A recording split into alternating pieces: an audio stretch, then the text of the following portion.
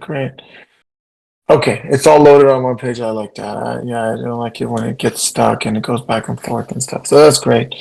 Okay, so that's loaded in there. So now, do we have a volunteer to read these verses? Does somebody want to volunteer to read in about a minute?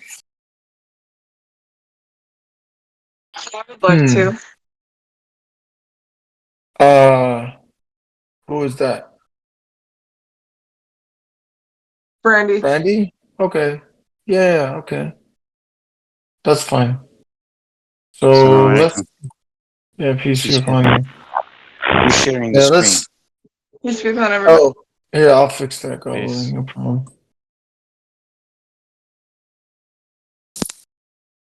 So, yeah, peace be upon you, everybody. Thanks for joining. We're just getting started right now. I suggest if you could share the link with your friends. You can invite people to the session, the Grand Crown Study. I put the link in the chat. And we're just starting in chapter 16 from verse 28. That's where we're starting. Go ahead, Sister Brandy. I see God's God and say the rejected death of the disbelievers.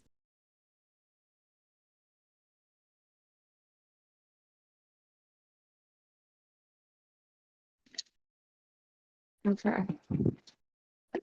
Peace be upon you all. I Alaikum seek salam. refuge in God. Thank you, brother. I seek refuge in God from Satan the rejected. In the name of God, most gracious, most merciful. Surah 16, the B. Death for the disbelievers. 16:28. The angels put them to death in a state of wrongdoing their souls. This is when they finally submit and say, "We did not do anything wrong." Yes, indeed, God is fully aware of everything you have done. Therefore, enter the gates of hell wherein you abide forever. What a miserable destiny for the arrogant ones. The believers do not really die. As for the righteous, when they are asked, "What do you think of these revelations from your Lord?" they say, "Good." For those who lead a righteous life, happiness and the abode of the hereafter is even better. What a blissful abode for the righteous. The gardens of Eden are reserved for them, wherein rivers flow. They have anything they wish therein. God thus rewards the righteous. They go straight to paradise. 1632. The angels terminate their lives in a state of righteousness, saying, "Peace be upon you. Enter paradise now as a reward for your works." The disbelievers. 1633. Are they waiting for the angels to come to them, or until your Lord's judgment comes to pass? Those before them did the same thing. God is not the one who wronged them. They are the ones who wronged their own souls. Famous excuse. 1634. They have incurred the consequences of their evil works, and the very things they ridiculed came back to haunt them. The idol worshippers say, "Had God willed, we would not worship any idols beside him, nor would our parents, nor would we prohibit anything beside his prohibitions. Those before them have done the same. Can the messengers do anything but deliver the complete message? We have sent a messenger to every community saying, 'You shall worship God and avoid idolatry.' Subsequently, some were guided by God, while others were committed to straying. Roam the earth and note the consequences for the rejectors. No matter how hard you try to guide them, God does not guide the ones he had committed to straying. Thus, no one can help them. Deep in their minds. 1638. They swore solemnly by God, God will not resurrect the dead. Absolutely, such is his inviolable promise, but most people do not know. He will then point out to everyone all the things they had disputed, and will let those who disbelieved know that they were liars. Oh, and then the footnote. Yeah, what does the Um, footnote say? it says, "The righteous taste only the first death, which has been already experienced by all of us." See 4456. At the end of their interim in this world, the angels of death simply invite them to move on to the paradise where Adam and Eve once lived, which are in verses chapter 2, 154, 3, 169, 8, 24, 22, 58, and 36, 27. The first death is Yeah, not about thanks a this lot. death, isn't it? The one we will come to. All of us will No, die in this one. no, the first death is already experienced before we were born. But Sister Brandy, since you read, we just read the peace be upon you, everybody. We just read chapter 16, verse 28 through 39. That's Sister Brandy. Did you have any questions or comments about the verses you read, Brandy? Um,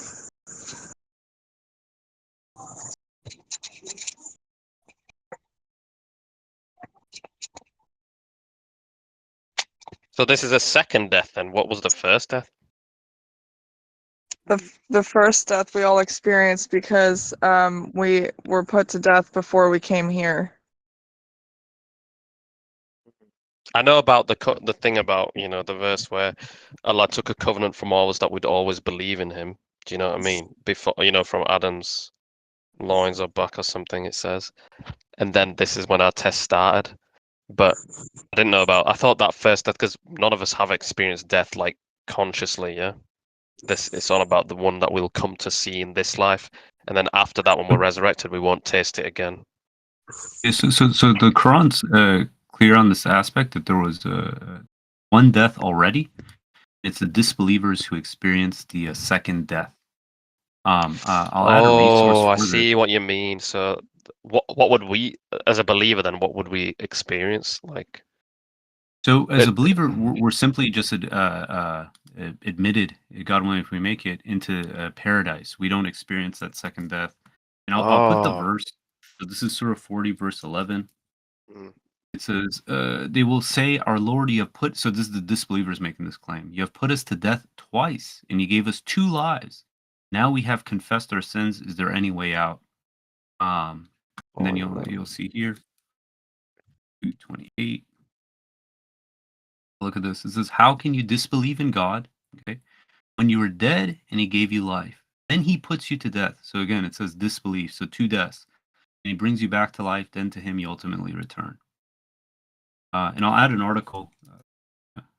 Take a look. So yeah, so the first death was basically what brought us into this world, and then the second death is only what the disbelievers will experience if they don't, fix their ways before oh yeah, they because it die. makes sense. We've experienced life twice. We were born, and then obviously, but then wouldn't that mean we've?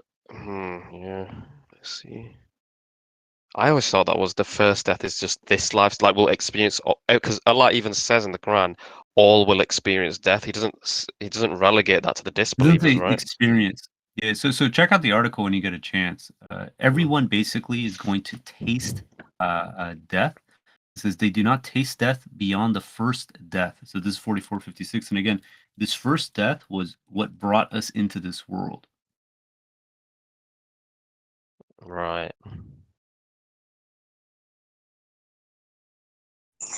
And isn't it like similar to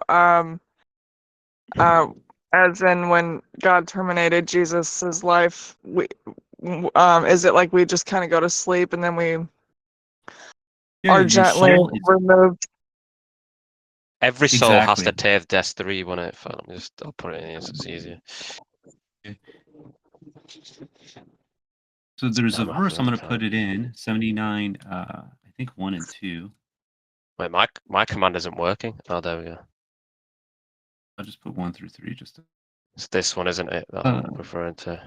It says, the angels who snatch the souls of the disbelievers forcibly, and those who gently take the souls joyfully of the believers, and those who Yeah. floating everywhere.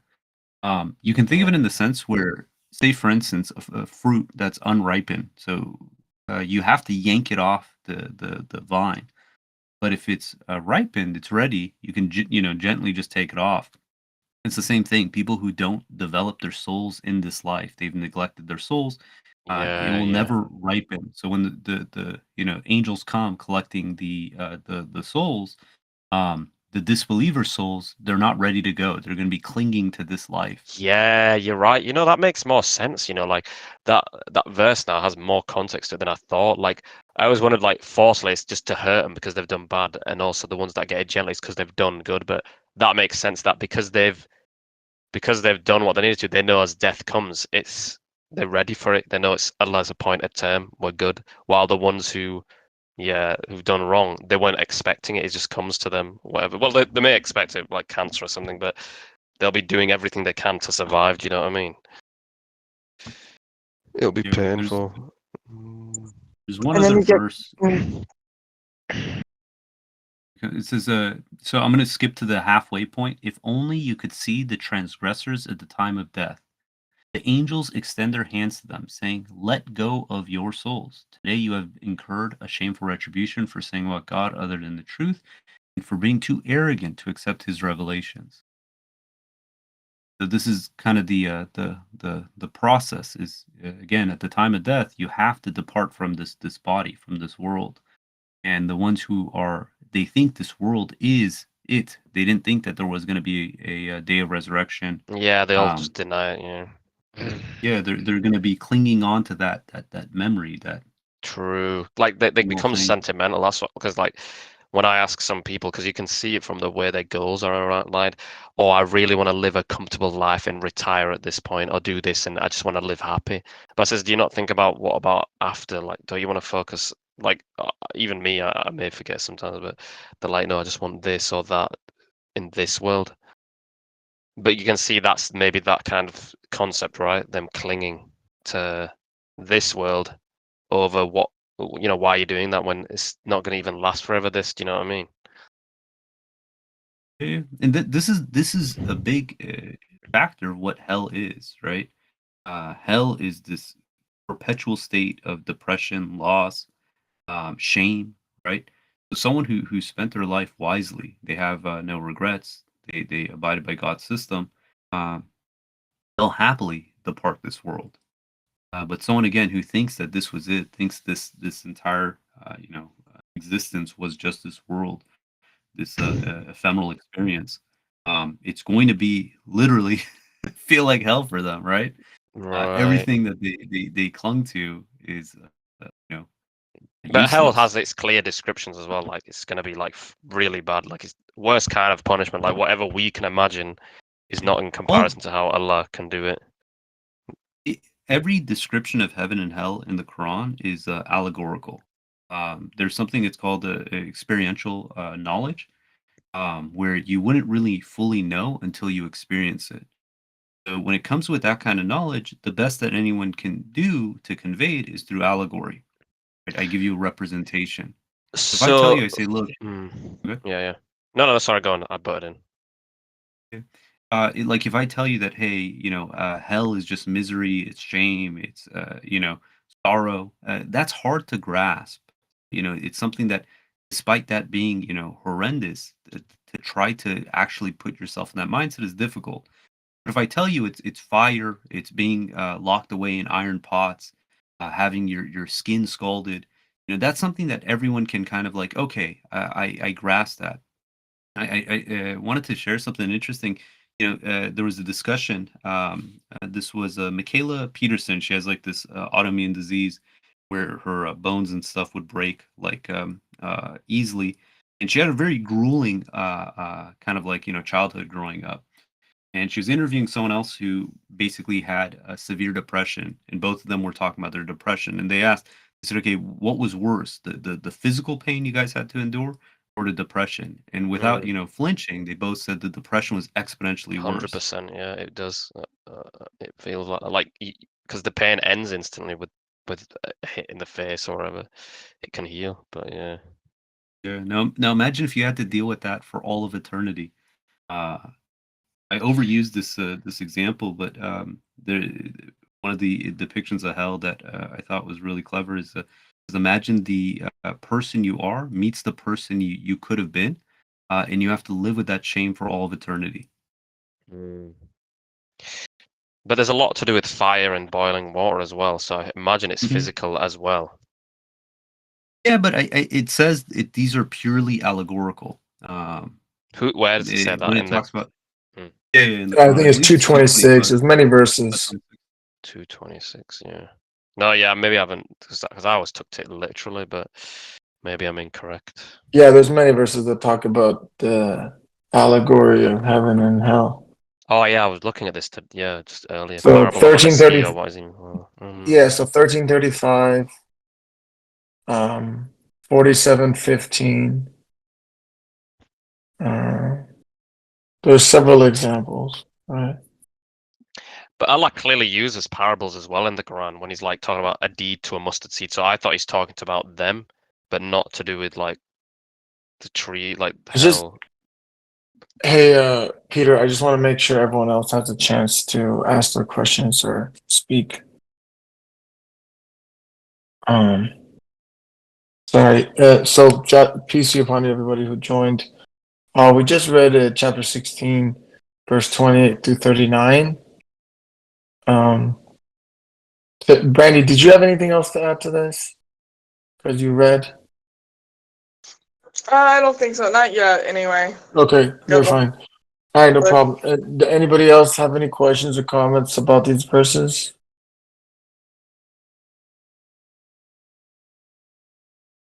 And you can also type your question in the chat if you don't want to unmute.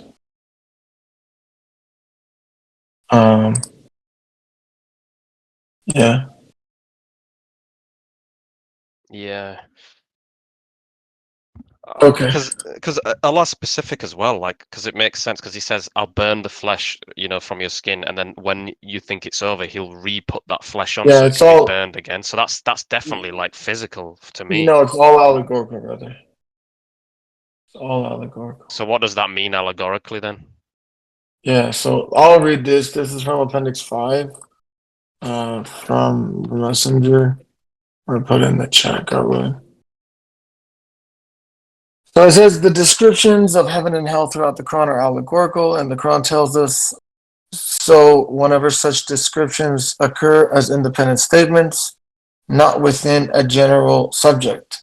See these verses. The word mathal, allegory, is used in these verses. Linguistically, the word mathal in these verses can be removed, and we still have perfect sentences. But it is because these descriptions of heaven and hell all allegory. Then I could just read two more short portions, then we can just continue. But yeah, it says what heaven and hell are really like is far beyond our comprehension. No, Hence the agreed. need I for agree with that. Yeah, I agree with that. yeah, hence the need for allegory. How can one describe, for example, the taste of chocolate to a person who never tasted chocolate? Allegory will have to be used. The person has to wait to actually taste chocolate in order to know what chocolate tastes like. Whatever allegory we use to describe the taste of chocolate can never approximate the real thing. So it's saying that in these verses, the term allegory doesn't have to be used. It'll have a perfect sentence without allegory. So God went out of his way to say allegory to make sure we understand that these descriptions are all allegorical. So Just the thing is, because I don't know if that's taken or not, because yeah, the other way you can put it is like when I have an apple, it's similar to a pear or something, it's crunchy thingy. So you'll taste similar. So the fire of this world will not be the same as hell, but we can understand from the heat of fire and burning, when you touch it, that I would never want to sit in that for so long. But Allah says, no, there will be a place for people who disbelieve who will be sat in that for a long time, but you just won't die. And it even says death will come from different angles. Do you know what I mean? There's a verse, isn't there? yeah. It I'm not says, sure what verse you're referring to, I'll but I put want to one go here. back So to this one, yeah. I just sorry. want to yeah. Just want to go back to the verses. So Yeah, I'm sorry. I'm gonna mute first, myself if anyone wants to speak. Sorry, talked a bit much. we're just the Quran study is 2 hours, and for the first hour we just try to focus on the verses, and then the second hour we open up to more Questions and stuff. verses. Yeah, questions and verses. Yeah, Fine. that's right. But So in chapter, I really like this verse 30. It says, I'm saying rejected. As for the righteous, when they are asked, what do you think of these revelations from your Lord? they say good.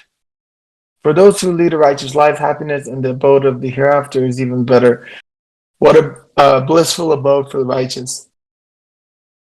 So I wanted to point out that I just really like their reaction. They just say good. They're very simple, positive affirmation, and that's how I think the believers are. They're very direct to the point, and they acknowledge what is good, and they just that's it for them. Whereas the disbelievers, they start arguing. We did not do anything wrong, and they are going back and forth. So also, well, we talked about the death for the disbelievers. So in 1628, it talks about how the angels are putting the disbelievers to death. But we don't have this for the righteous. So they just kind of enter. In verse 32, it says the angels terminate their lives instead of righteousness, saying, "Peace be upon you. Enter paradise now as a reward for your works." And that's it. So if you're righteous, I think that if God wants to, he can make it so, let's say a train is going to hit you. So before the train hits you, the angels just come to you and say, "Hey, come with us. Here's paradise." And then that's it. You don't experience death anymore. You just transition to the new world.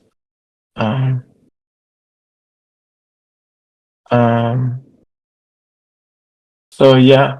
Does anybody else have any questions or comments about these verses?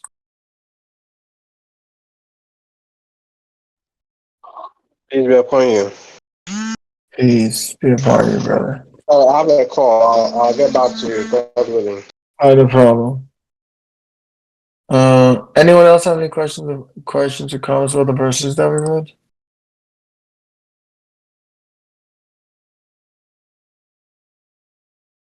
If there's not, then I'm gonna ask people to keep reading. God willing. I want to make a comment. Go ahead. In 35, it says the idol worshippers say, "Had God willed, we would not worship any idols besides Him, nor would our parents, nor would we prohibit anything besides His prohibitions. Those before them have done the same, and the messengers do anything but deliver the complete message." This is the same argument that Satan makes when God exposes him. He says, "Since you willed that I go astray." And what's funny is this is a common argument made among atheists, is that we have no free will because they want to absolve themselves of any responsibility. Yeah, I've heard that. Yeah. And when they do this, in essence, they can say, plausible deniability, like, "Oh, it wasn't me. You created me this way." And what they negate is that no, God gave them the freedom of choice. God did not create automatons who basically are forced to believe. Each individual has that choice to make, and they can't blame anyone else except themselves.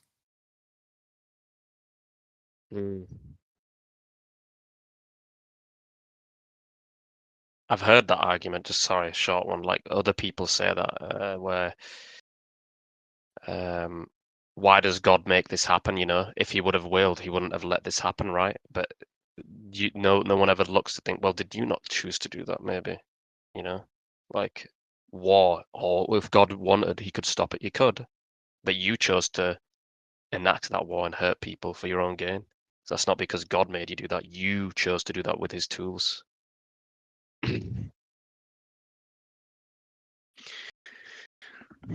Oh, I like that one.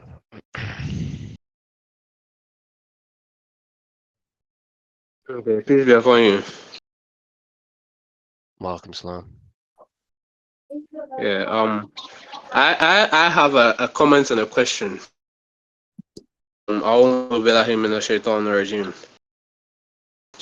So 16, my comment is about 16 verse 28 and the last verse, which is 16 verse 39. Based on my understanding, it seems like there's and other verses I've also read. These two verses, is the whole verse. Let me just get to the point. So it says, the angels put verse 28. It says the angels put them to death in a state of wronging their souls. That is when they finally submit and say we did not do anything wrong. Yes, indeed, God is fully aware of everything you have done.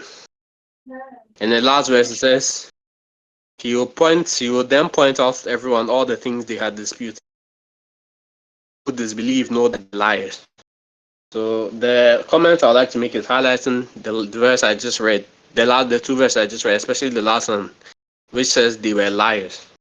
So this is a running theme in the Quran whenever it describes the disbelievers. It's always, usually in most of the verses, maybe not always, but it mentions that they are proven liars. Like they know what they're doing is wrong. Yeah, they know what they're doing is wrong, but They try they to are paint it liars. as something good, like like it's rotten inside, but then look like they try to make them look sales like they're apples, kind of like narcissism almost. I mean, it's very clear that it's this. The Quran literally says deception. Like, no, I mean, you could call it narcissism, but at the And I end of think the narcissism day, more of a label because everyone goes through certain things like that. But yeah, I get what you're saying. yeah, it's just pure deception. They are trying to deceive like others to the point where I don't even, I like, yeah, it even mentioned that some of them have lied so much that they've even ended up deceiving themselves. Because the verse that says, Yeah, you believe in your own lie, basically, you kind of believe in thing. your own lie. And then, There's a verse that says, let me see, I think I put it somewhere recently. It says, have you seen the one whose evil is adorned in their eyes until they think it is righteous? I think it's in Quran chapter 40 something. But yeah, that's basically the verse that confirms what I'm saying. That some people lie and they end up believing the lie. So they start thinking that what they are doing is right. yeah, and that's like you going that far astray, basically. Yeah, like for example, people who like get sold on their desires, right? Like doing certain things, like that. Oh, I do this because it's what's make me happy. Look how many people it makes happy. But if you deep down look at it, like, wait, that's a really wrong thing. Stealing, for example, I don't know, whatever you're doing. That's more clear, I I guess, mean, to me. a very clear example from what you're saying could be intoxicants, alcohol. Yeah, fornication as Let's not well, even go like further. porn. Let's not even go further to even what do you call it hard drugs. Just talk about alcohol. I Oh, mean, yeah, he's got it there. He's just in what you said, bro. look Dude. at the amount of danger, the amount of problems, the amount of death and destruction caused by what what's the word? Intoxication, alcoholic intoxication, right? Drunk driving. I think I saw a video where someone was in a hit and run. I mean, I'm assuming they were drunk, but this is something that happens. Breaking up of families, broken homes, so many things, all because of a drug that has been legalized. Yeah. People will defend alcoholic consumption like with every fiber of their being. And the worst part, like I mentioned, is legalized. Oh, yeah. So yeah, that's the example. That's a good example. But the comment I was trying to make there, I also had a question. The comment I was trying to make was about I think the comment is clear that they are liars. That's something the Quran always says.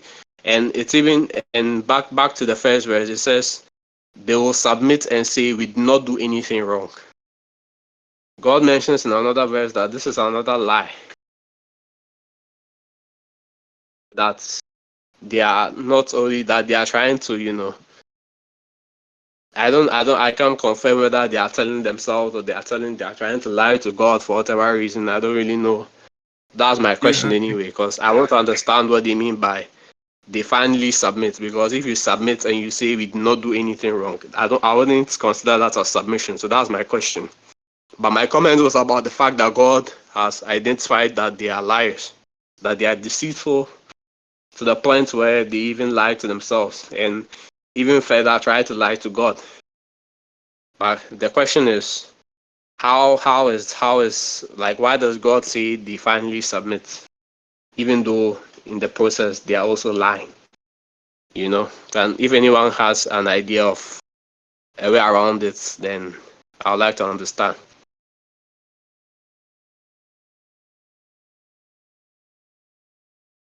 I added a couple verses, 6:22 through 24. It says, on that day, so the day of judgment, we summon them all. We will ask the idol worshippers, where are the idols you set up? Their disastrous response will be, by God, our Lord, we never were idol worshippers. Note how they lied to themselves and how the idols they had invented have abandoned them. So from my understanding, this lie is something that they've told themselves, and you nailed something. At the onset, out of God's mercy, God allows them in this world to see their hypocrisy. And he exposes them, with different forms of dissonance. And then at that point, they have a choice. They can either, reform, correct their ways, or they can double down on their disbelief. And an example of this is with Abraham. So Abraham goes, he destroys the idols, and he leaves the big one. And when they come and they confront him, he says, they say, Abraham, did you do this? He says, no, it's the big one who did it. And it says, in that moment, they reflected upon themselves and they realized they were the ones who were astray. Yet they reverted back to their old ways. You know full well that these cannot speak. Meaning that this dissonance was there for their mercy. Similar to, say, for instance, like Adam approaching the tree, where he transgresses God's commands, but then he realizes he's the one who's astray, and he corrects himself by God's leave. Satan, on the other hand, gets put into a situation where his evil is brought to light, and rather than correcting his way, he doubles down. No, I'm actually right. You willed that I go astray. I'm going to prove to you that they're unappreciative. And that's the reality. At some point, we know we've gone astray. We know we're basically down the wrong path. But when we convince ourselves of our wrongdoing, then it's that other verse you cited. I think it's 35:8. It says, "Note the one whose evil work is adorned in his eyes until he thinks that it is righteous. God thus sends astray whoever wills to go astray, and he guides whoever wills to be guided. Therefore, do not grieve over them. God is fully aware of everything they do." Does anyone else want to comment on this, or other questions, comments?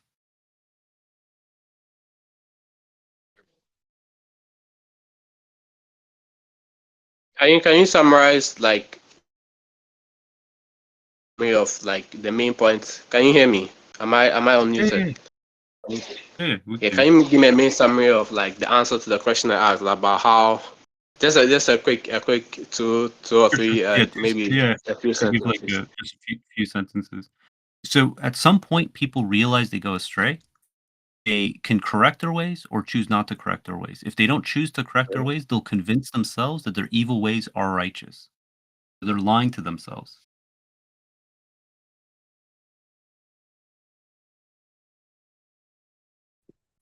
Okay, I see. So it means that they are so far gone that okay, I think that makes a lot of sense.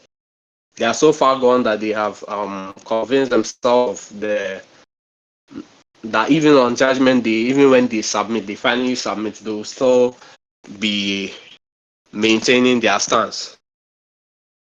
After everything has been shown to them, they will still maintain their stance and they will walk. And as the messenger has cited very clearly, that they go to hell on their own volition. Yeah, 100%. Hello? Yeah, like people who believe in the begotten Son of God or believe that Jesus is God.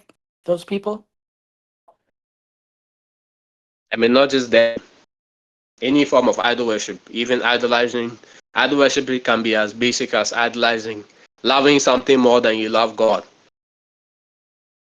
That considering something that's more important to you than God. You know, like That's not the one. that's not visible though in a group. Yeah, but I mean I get that. I get that you won't be able to tell, but it's between. That's why like salvation is between you and God, obviously, of course. Like it's between you and God. So the idea is, if you pay more attention in this world, the point where I can give it becomes the most important thing in your life, it becomes your God.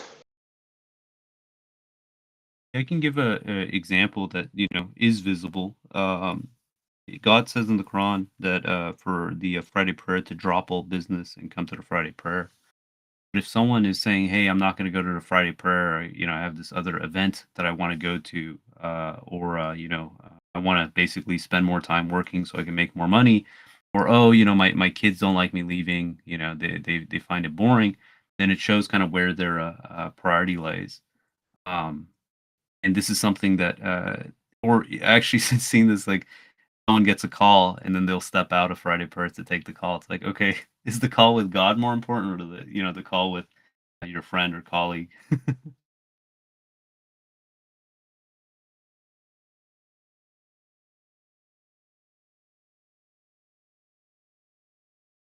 But one instance of that, come on.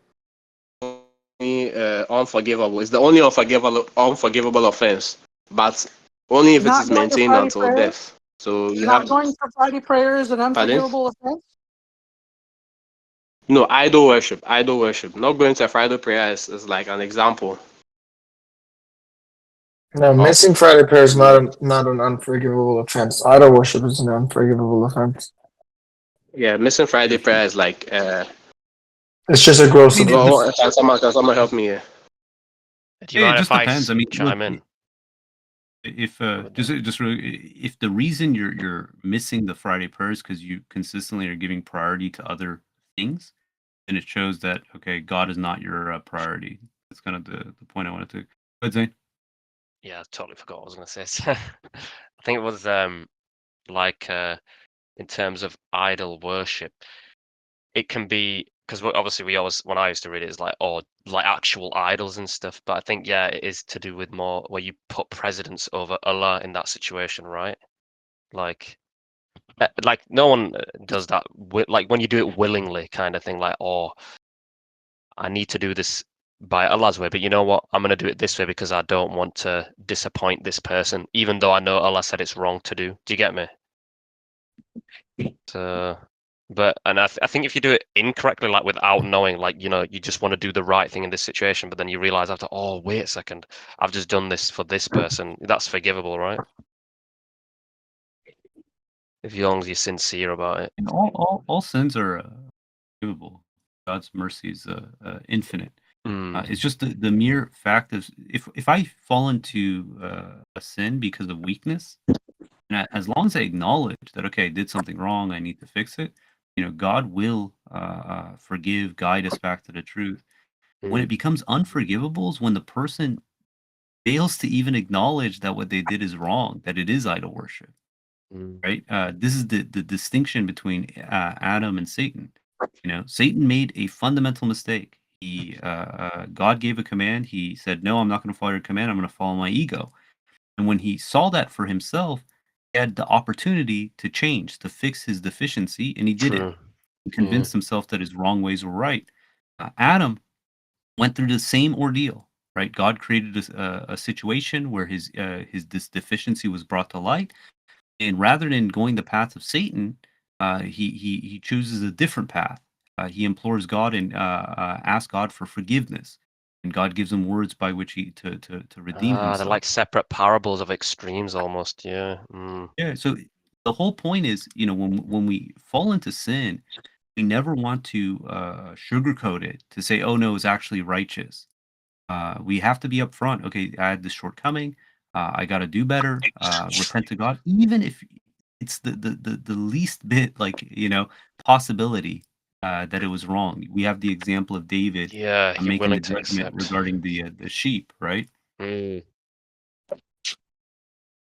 Yeah, I remember that story where the guy had 99. I don't know how many. He had the most sheep. The other one had at least amount, and he said, "Oh, I need that sheep." And then he realized afterwards, "Oh, wait, this is a test from God," and he prostrated straight after, like asking for forgiveness when he kind of rushed the judgment, if I remember correctly in the It's story. not even that it says he rushed the judgment. Honestly, I think the takeaway from that, it's 38:26, is that he was just incredibly cautious in the decisions that he's making. That even if there was one iota of personal opinion in his judgment, that he still repents. That's how careful he was. Yeah, I see what you mean. Yeah.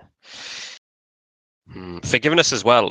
One thing is to like, because a lot of people think, oh, if I keep asking forgiveness, it's all right. And but it's about actually making an effort to change that aspect. Like an addiction, for example, you can sit there and go, I really hate this addiction and I want to stop it, which is fair. And you know, you lost in that, say, drug addiction.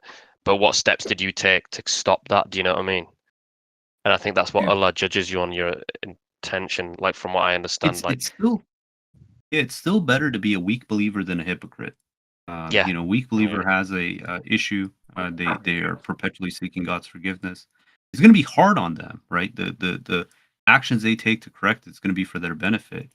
But that's way better than someone who convinces themselves that their sinful ways are righteous, as if God has given them a loophole where they're permitted We to were, do sinful behavior. Peter, we were talking about this today, and I think some people um struggle with understanding this because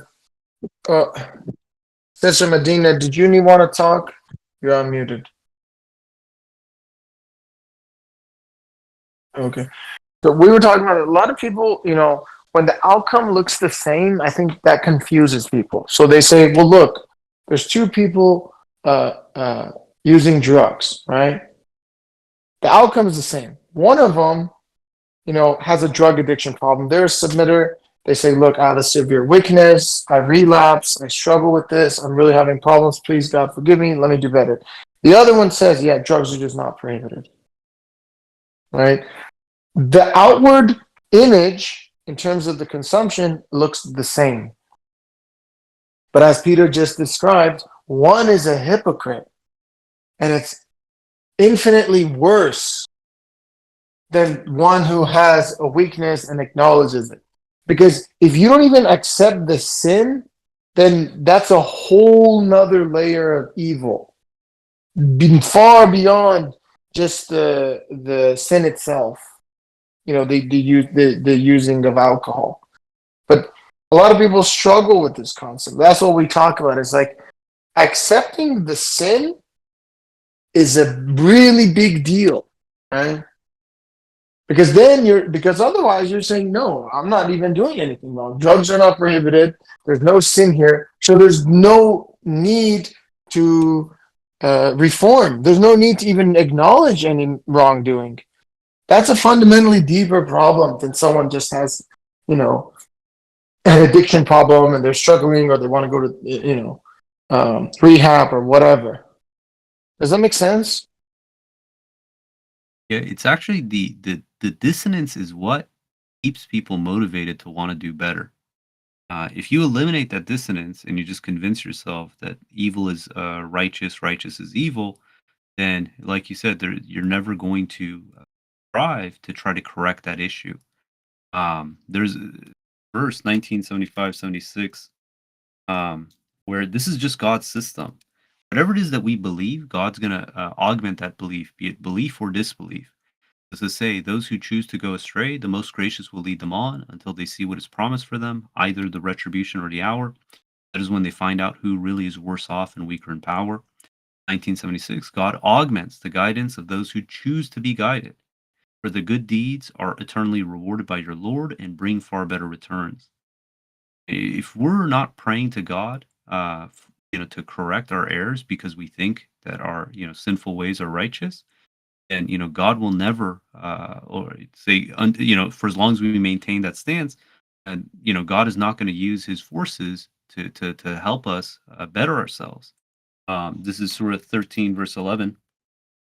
Because God does not change the condition of any people until they themselves make the decision to change. If someone thinks they're perfect, they're never going to implore God to be better.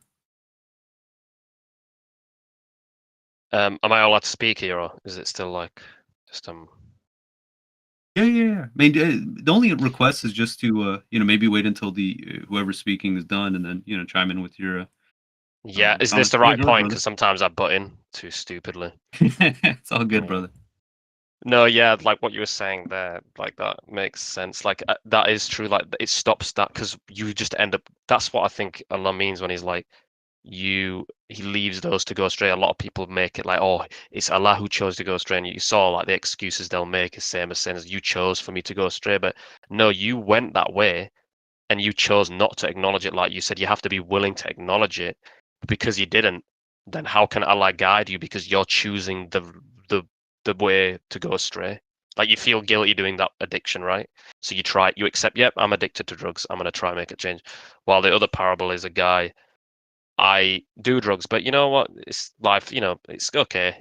I am a bit addicted, but it's not causing me any issues. He's lying to himself because if you look at his situation, someone who's an extreme, you've got no house, you're bloody dying, you're always in the hospital. How can you say that you're okay with it when your body is clearly showing it's not?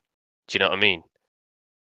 And that guy can never be, I guess, guided in a sense until he accepts he has a problem. Do you know what I mean? I'm guessing that's what you were sharing there, but I think of it this way. This universe that God created, it's a rehab center. You can think of it. We all come in here with deficiencies, and Yeah. part of God's program is whatever our deficiency is, God will help us fix it. As long as we want to help ourselves, God will help us. Yeah, that makes So sense. Yeah. there's something, deficient within my soul. God is going to create the conditions by which I can see my deficiency. Because if you can't see the problem, you can't fix the problem. And then when it's brought to light, I have a choice at that juncture. You know, now that I've realized, hey, I got this deficiency, I got this shortcoming, I can implore God and say, hey, God, help me fix this. Give me the corrective, steps in order to remove this deficiency. Or I can say, no, I'm perfect. There's nothing to change here. And those are just the two paths, right? It's the path of the example is like of Satan and that of Adam. And it takes humility. And it's interesting. You think about it. Um, Humiliation and humbleness, they come from the same root, even in the Arabic. And the Oh, really? difference is a believer, when they're, shown their deficiency, they're humbled. They have humility. But for a disbeliever who, wants to say that they don't have this deficiency, they're humiliated. It's the only difference. It's just an yeah. attitude. If someone's righteous, they submit to God's program. God is going to fix all their deficiency. The only thing that's required on our part is that decision to say, yes, I have this deficiency. Thank you, God, for bringing this to light. Let's start this program so I can, God willing, improve myself and fix my soul to make it into the hereafter. Yeah, that makes sense. What do you do to make yourself? Sometimes people are not aware of that deficiency. I guess for me, it's always come to light. Like some I've realized, like even now with the button in, and I apologize for that. Like, I don't do it on purpose to be wrong or like, I want everyone to hear what. It's because something comes up in my head and I get like an impulse to say it then. Otherwise, I forget. Like I just forget what I was gonna say. But in reality, Yeah, you just need God to be bless you. patient. Because we have like over 60 people here, it's Mm. not practical for everyone to do that. So that's why we have the chat, and anyone No, can yeah. type in the chat anytime.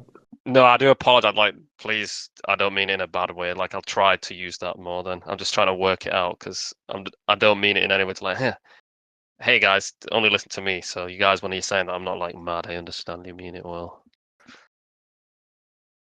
Oh yeah, fair. I think another verse that's just worth bringing up, it says in 37, no matter how hard you try to guide them, God does not guide the ones he had committed to straying, thus no one can help them. And I think it's 28:56. It says you cannot guide the ones you love. Someone correct me if that's okay, perfect. Yeah, it says you cannot guide the ones you love. God is the only one who guides in accordance with his will and in accordance with his knowledge of those who deserve the guidance. It's funny. Oftentimes, like say if we're in a Friday prayer and someone gives a reminder, it's so tempting to be like, oh, who needs to hear this reminder? This guy. This guy needs to hear the reminder. It's like, no. We need to hear the reminder. It's us. And I think it's a blessing that other people can see our shortcomings, right? Because we're blind to our own blindness. But the reality is we can't force someone to change or to acknowledge their shortcomings. That's only between them and God.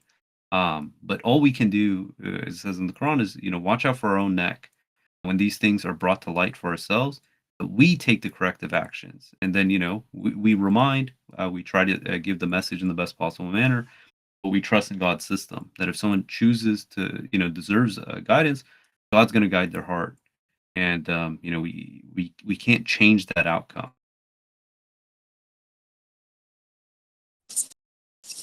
Peace be upon you. Can I make a comment? Yeah, of course. Go ahead, brother.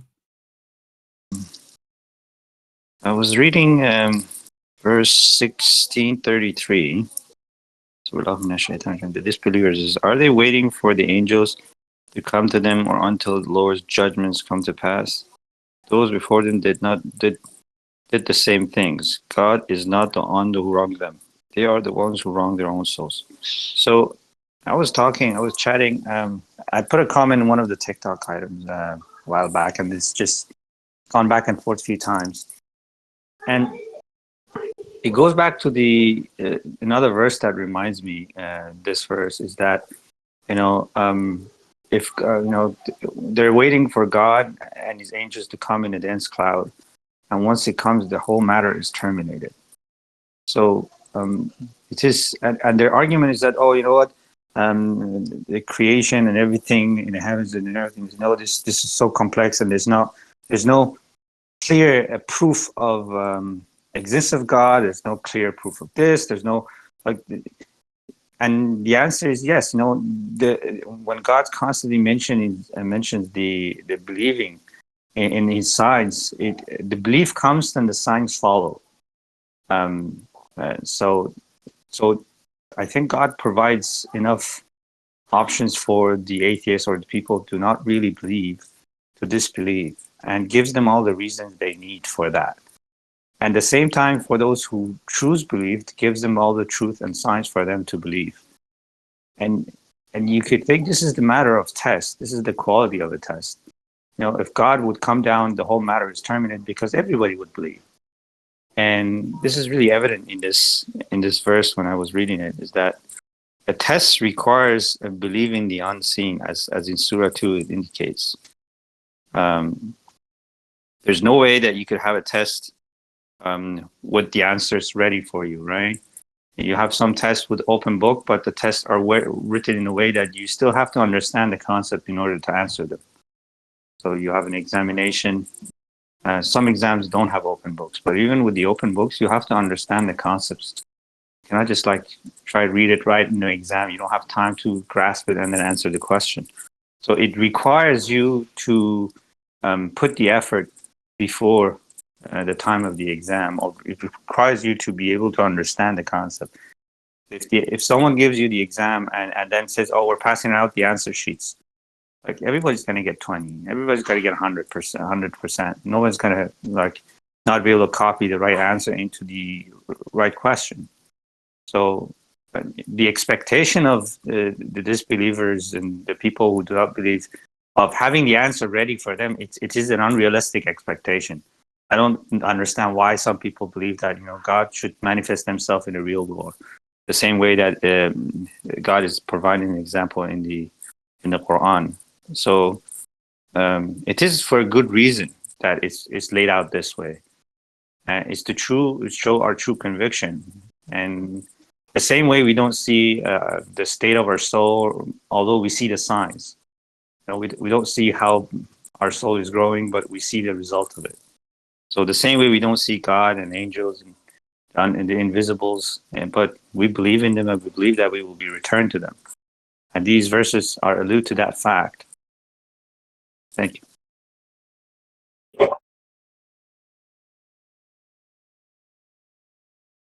Salam alaikum. Yeah, hello. Salam alaikum. Wa alaikum salam. Was someone speaking before me? Go ahead, Brother Douglas. Go ahead, Brother Douglas. Okay. Verse 38. Even though we know the subtitles aren't a part of the verse itself, the subtitles are meant to help us understand what's in the verses. And the subtitle of verse 38 is Deep in Their Minds. Now, when I read this verse and several other verses, what comes to mind is this, that when we're in this world, God implanted in us an awareness that He's our Lord and Master. This is part of our human nature. This is His mercy, His love.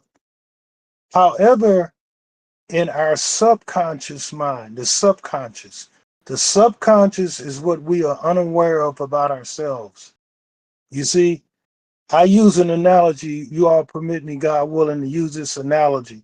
With the phrase above and below sea level, only I spell C S-E-E instead of S-E-A, above and below sea level. In this life, God gives us many innumerable opportunities to see what is below sea level or subconscious in each one of us. Whenever we're confronted with a situation or a sign, these signs in our lives and experience, we're given a choice. God causes, and this goes back to what Peter, Brother Dude, was talking about before, the nature of dissonance. Dissonance occurs whenever I'm made aware of a truth or reality that contradicts what I want to believe, what I want to say and I want to believe. Let me try to stop being long-winded here. What I'm trying to say is that, for example, in verse 38, God will not resurrect the dead, no belief in the hereafter. When a person who is righteous experiences a situation and they wonder whether or not there's life after death, God enables or guides them to be aware of this. God enables them to be aware and to see this on a conscious level. In contrast, a person who subconsciously refuses to believe in the hereafter and believe in God alone, that too comes up, only they make the choice. They choose to continue to believe that there's no hereafter and there's no God. That instance of dissonance allows them to choose which path they want to go on. If anyone wants to help further clarify what I was attempting to say, feel free to do so. None of us know deep our innermost soul, and God guides us. He guides those who submit, and he knows what is every soul, the innermost thoughts and state of every soul. Anyone comment, anyone help clarify? Thank you.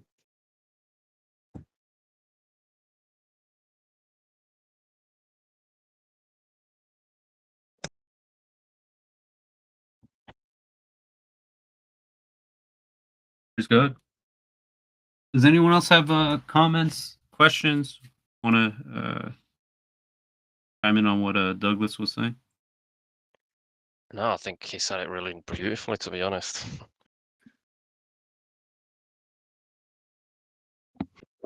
I'm sorry, I didn't hear that, brother. What were you saying? No, I just said you said that beautifully. Like it is about Oh, our okay. choice. Like I think Feedback. yeah, you're very knowledgeable, man. Like the way you make me think, like question my stuff that I go through as well. Like, oh yeah, actually, when I do that, when you guys speak, it makes that. I don't know. Obviously, it must be Allah doing that because when you say certain things, it makes me remember certain parts of me where I've done that, and I'm like, sure it does it for everyone, not just me, anyway.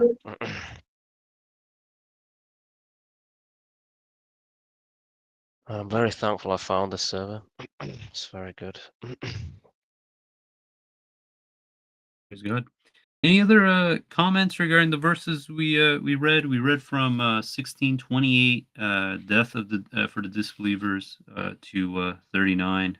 I think we talked about most of the themes in these verses. If you guys want, we can read the next batch of verses.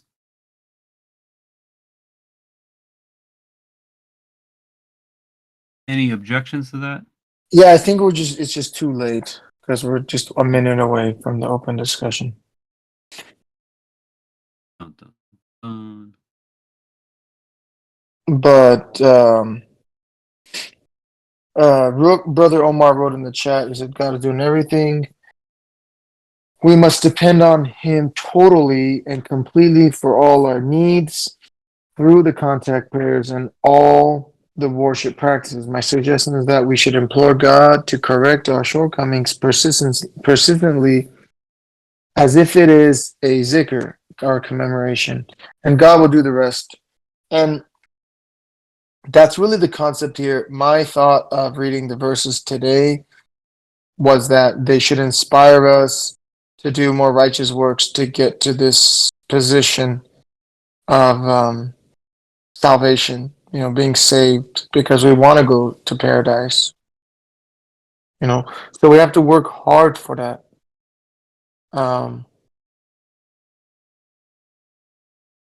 That Just yeah. Go ahead. no, I just wanted to add. Sorry, did you finish there? Sorry, yeah. No. I mean, I was gonna. It's not a big deal. Go ahead. No, you finished. I wasn't sure. I thought you were stopping. Sorry. Yeah, no, I was just talking about how it says to do the righteous works. We die in a state of righteousness. You do good. You really just have to be conscious of this and try to improve every day. Try to do better. Do the fine tuning. Figure out what sins we're committing. Get out of them. Because in 1634 it says a famous excuse. They have incurred the consequences of their evil works, and the very things they ridiculed come back to haunt them. So we don't want that to happen. We don't want to ridicule. We don't want to persist in evil works. We want to reflect, examine, ponder, and be able to see how we can improve ourselves every day. That's it. Go ahead. No, I think that was it. It's fine. Don't have anything.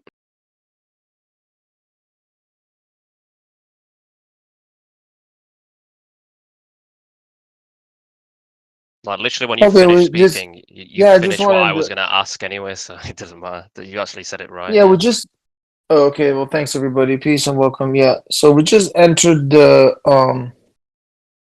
second half of the Quran study. Mr. J, you were muted for some noise. I can remove the mute if you could just mute yourself and then let us know if you want to speak. Can you hear me? Yeah, okay. So, yeah, this is the second half of the study. Before we continue, I think we have some announcements. I think Rose had an announcement, but she's deafened right now. Does anybody else have any announcements before I make any? Peter, did you have announcements? Or Justin? No, nothing on my end. Okay. All right. Wonderful. So I can make some announcements. Oh, go ahead. Go ahead. What's your announcement? No. I said nothing on my end either. Peace. God bless you. Yeah, no, I just wanted to announce that God willing, in about an hour, yeah, probably a little bit over an hour, I'm gonna try to do a TikTok live, God willing. It's been really successful lately. We're getting 4 to 5 new people joining the server every day, with at least 2 to 3 people that are really serious about learning about submission. So it's been fantastic. So if you can, we would really appreciate the support. And we're doing a TikTok live. We're trying to make a conversation. I'm getting now 20, 30, 40 people even sometimes joining the lives. And we're just talking about, we have a new poster. Everyone's kind of helped to make a new poster that's really reflecting our position. Worship God alone. We follow the religion of Abraham. We follow the Quran alone. And the, Islam that we have is corrupted. So this is, really gaining traction and getting more successful. So it's important to just support each other. And then we help people to, come to the server and join the community. Actually, Brother James is deafened right now, but he's someone I met. And I can just tell you this story as part of this announcement, and that I met on TikTok 3 nights ago. And he's been on VC1 camping ever since for the last 3 days. He's been there. And this is an interesting story because 20 years ago, he was really interested in submission. He wanted to meet submitters. So the only thing he could think of, this was in 2003 approximately, he went to Arizona and tried to find Master Tucson. And unfortunately, he was not able to find anybody there. He couldn't connect with the masjid. He didn't get any connection. And so he came back empty handed. And for 20 years, he's been all alone until finally he stumbled across my TikTok live 3 nights ago. And he's just been overwhelmed with joy and happiness and just really appreciated it. And he's just been camping, either speaking or camping or listening on the server for the last 72 hours, almost nonstop, basically. So, what's the name of the brother that you're talking about? James. James? Oh. He's a red profile picture. Yeah, he spoke a lot. He spoke for a few hours last night and the night before. So, but he didn't have anybody to talk to. There is no group of submitters that is public that you can just go speak to casually. But then he came on my TikTok live and he just started talking to me and said, I want to meet submitters. I want to talk to you guys. I want to see what's going on. He said, I kind of just let go for, 15 years because I couldn't find anybody. Because apparently he tried to contact Master Tucson. They didn't answer him. He went there. Nobody was there. He couldn't find, there was nobody else online to contact. And he just couldn't find anybody. And we need to understand there's many, many people like this, that they just don't have any way to contact anybody. That's why I told Brother Salami and anyone making contact, please link people here.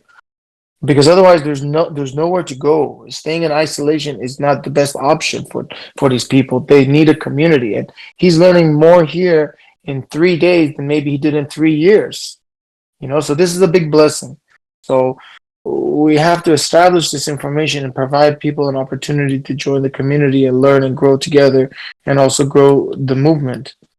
So striving in the cause of God is really important. So I strongly encourage people to support the TikTok lives or make your other lives or do some other way of outreach to really establish the activity and the presence here. It's really, really important.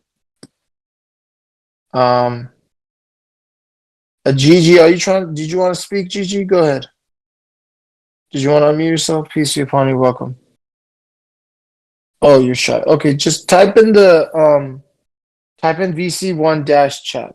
Okay. So that's the announcement I had for now. So I'll try to do that in about an hour, but it's just been really good. It's really picking up. Like I said, just every day there's several new people coming. It's really important to give them the message, share the good news, answer questions, and help each other. And I also wanted to thank Brother Alfred for helping with this. He's also helping bring new people here. And also new moderator, Sister Iman. She works really hard every day, and she's trying hard to answer people's questions and keep activity going. I'm sorry if Brother Ross is not here, but we're working on making the Turkish Quran studies bigger here because there's a large Turkish community. So we're working on doing that. If you're interested or know someone interested, you can contact Brother Omer or Aras. And thank God we have brothers Iskander and Soner back also, which they're really active in the Turkish community. So it's been really great. We're just making steady progress. Peace be upon you, Rose. I see you unmuted. Sorry, I called on you, but you're deafened. Did you want to make an announcement? Yeah, I have a couple announcements if that is okay. Yeah, go ahead. Peace be upon everybody. First announcement is we do have a submitter in need. I put it in the submitters chat on Friday. They're really struggling, possible eviction, need money for school supplies for kids, a lot going on within their life right now. And anybody that is interested in sending some tzedakah and giving some additional support for this submitter who is a member of our community, please DM me. I'm trying to collect as much as I can for them by the end of the month when they have these bills to pay. The second one is Brother Julius has come up with a fantastic idea. Praise God. He wants to create a database of people who are interested in giving their time, whether it be in person, that they're close to like somebody else in a community, or here online for different things. He is I guess we would call him a heart specialist. So he'd be willing to donate his time for anybody that's interested in learning about that. So if anybody has a specialty of any kind, whether it be your profession or just something that you're interested in and are good at, about teaching or sharing, please let me know. I'm going to try and create a database, and then we'll have that available in the server somewhere, inshallah, once I get it created, for people to be able to access it, and then, like spend time with other submitters learning about topics they're interested in. Learning about or getting help with something that they need assistance with. So if you're interested in sharing or interested in learning about something in particular, let me know. And then the other one is when I was at the conference, praise God, I was able to make a connection with a couple women there. And I was asked if I would be willing to put together a women's retreat. It's for submitter women only.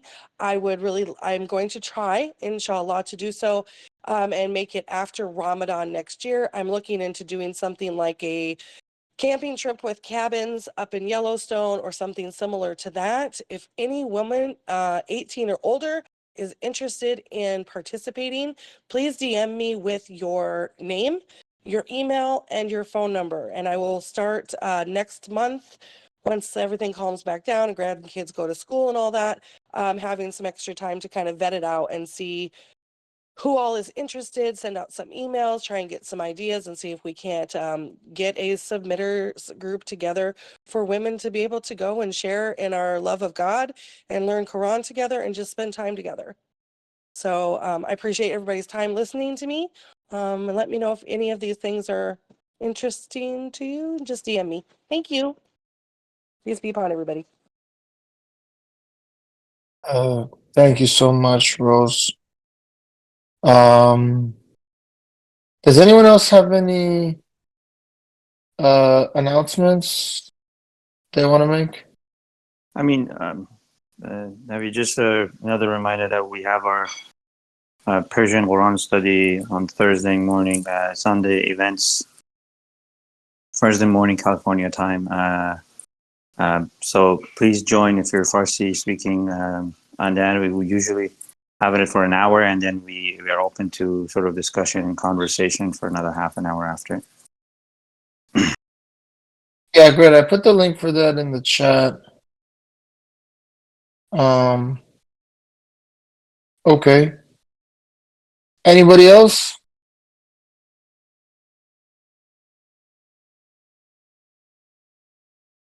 Okay.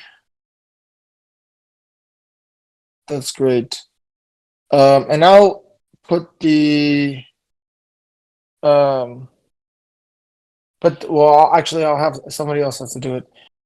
Somebody else has to put the link to the TikTok live after the Quran study's done to share it for everybody to be able to see. Okay. We can continue with the study. Does anyone have any questions or comments about the verses read or any other topics in the religion?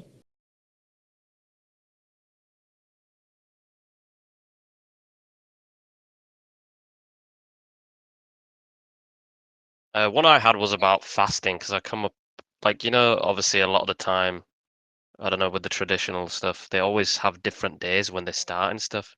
But what is the best way from the Quran? I understand it's to know which month it is correctly. How do you guys follow that? Yeah, so Ramadan fasting Ramzan. is Ramadan fasting is during the 9th month of the lunar calendar, which is the month of Ramadan, and it's based on the new moon cycle, which can be either 29 or 30 days. And you need to fast for that time during the day, from dawn till sunset. So do you guys still follow like the way, because the way our families do it, obviously, I don't know how it is for you guys, but we follow the moon cycle from Saudi Arabia, or a famous No, mosque. it's based on your local moon cycles. Yeah, so in UK, I don't know if anyone's from there, but sometimes it's extremely hard to see the moon, where like physically. Yeah, you don't need to And see the moon. We already have all the moon cycles for the next 250 years. no. But sometimes they're incorrect, Are they pretty accurate? No, they're always accurate. The moon cycles are all predictable and in line, and God actually tells us in the Quran that the phases of the moon serve as a timing device for us to be able to calculate the Mm. date. So there's no We're not issue there. supposed You to don't use need the sun at the same time. It's just a moon cycle calendar, yeah. From what I for understand. Ramadan. For Ramadan. It's based on the moon only. It's not based on the sun. Okay, yeah. No, I was just small clarification because obviously the way we've done it, they do the same thing, but they do it based off eyewitness testimony from another country. But the moon cycle is the Yeah. same everywhere as the night comes to. Well, there's start. different places have different moon cycles, so you have to go based on where you're located yourself. Wait, really? I thought the moon cycle is the same everywhere. Just as soon as it's the exact same. The moon's positioning, no matter what. Like if it's a No, full moon in the UK, it will be a full moon in say Australia as the day comes. no, it's the time that it falls on. It matters. It's your relationship with the day. So once the moon falls, it might be because there's a law according to the law of how lunar days are calculated. Is the if it falls before the sunset, the moon falls before the sunset. The next day is the first day of the next month if the moon falls.